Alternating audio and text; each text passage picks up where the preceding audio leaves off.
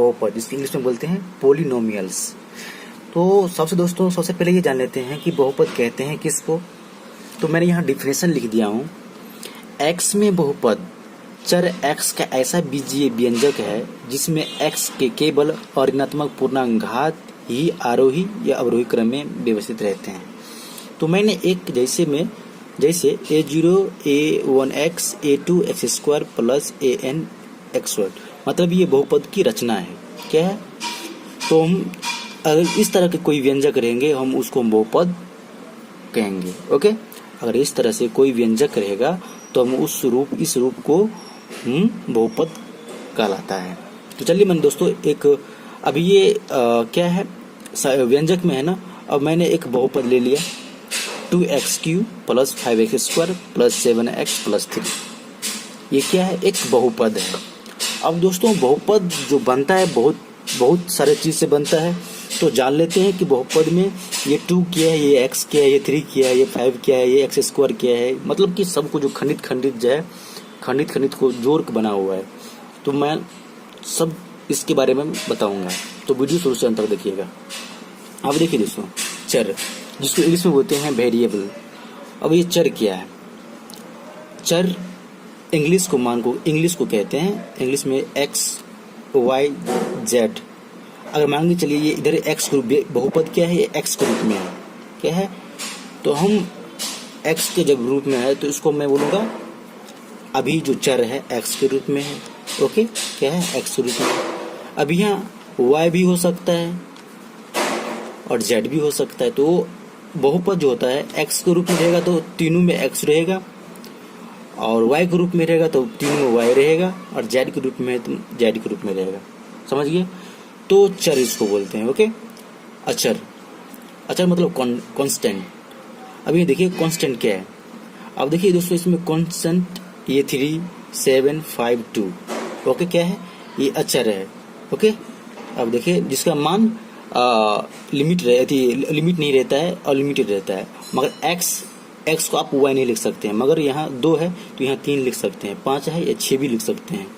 तो इस तरह को मान को हम अचर बोलेंगे, कांस्टेंट कर लेंगे। तो कांस्टेंट यहाँ लिख सकता हूँ 2 है, 5 है, 7 है, 3 है। ओके, क्या है? ये 2 3 5 7 ये क्या है? एक कांस्टेंट है।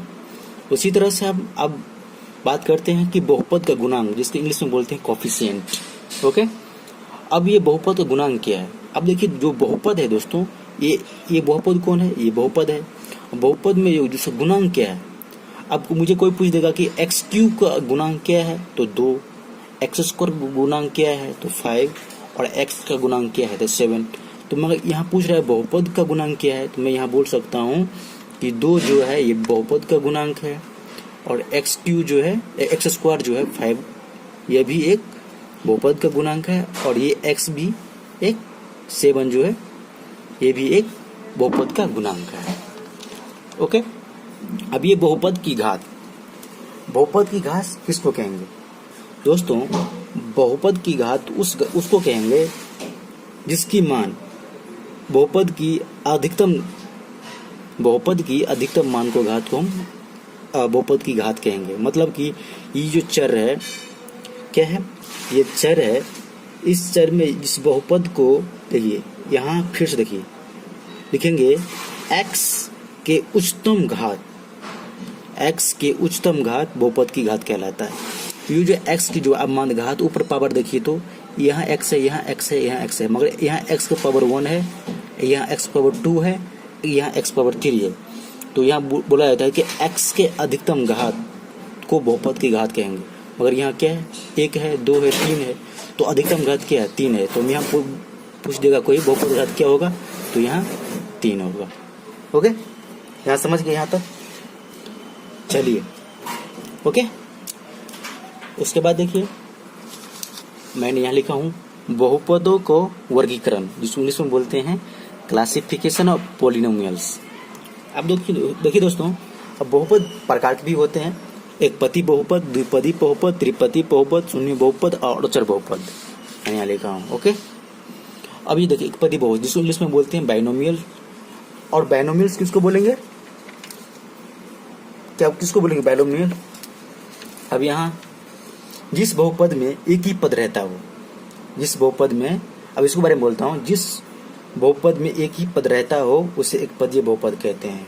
जैसे दोस्तों यहाँ देखिए, मैं यहाँ बता रहा हूँ आपको, जैसे मैं ये 5x⁴, ओके, ये एक पद है, इसमें ओनली एक पद है ना, इसलिए उसको एक पदीय बहुपद बोलेंगे। एक और लेता हूँ 4x, ये भी एक पदीय बहुपद है। जैसे 2, ये भी एक पदीय बहुपद है। अगर इस तरह से रहे तो एक पदीय बहुपद कहेंगे। जैसे 7x3, ये भी एक बहुपदीय बहुपद। दोस्तों ये मैं जो यहाँ दे रहा हूँ, कोमा दे रहा हूँ, मतलब ये अलग अलग है, तो ये एक पदीय बहुपद कहलाएगा। ओके, और द्विपदीय बहुपद जिसमें दो पद हो, ओके, दो पद वाले बहुपद को दो पद जिसमें हो वो द्विपदीय बहुपद कहलाएगा, जिसको बाइनोमियल्स बोलेंगे। तो जैसे 2x⁵ + 3, ये बोल सकते हैं। ओके, जैसे 3x² + 2x, ये भी एक क्या है, ये भी एक द्विपदीय बहुपद हो गया।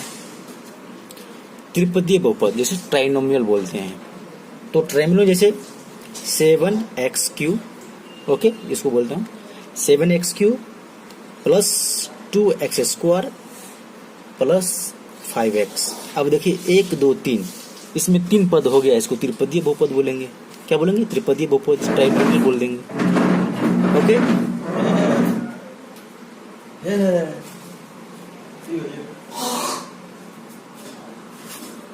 ओके दोस्तों, मतलब यहाँ इसमें 3 पद है इसलिए त्रिपदीय बहुपद बोलेंगे। इसमें 2 पद है 1 2, इसे द्विपदीय पद बोलेंगे। इसमें भी 2 पद है, इसमें ओनली 1 1 है, इसे एक पदीय पद बोलेंगे।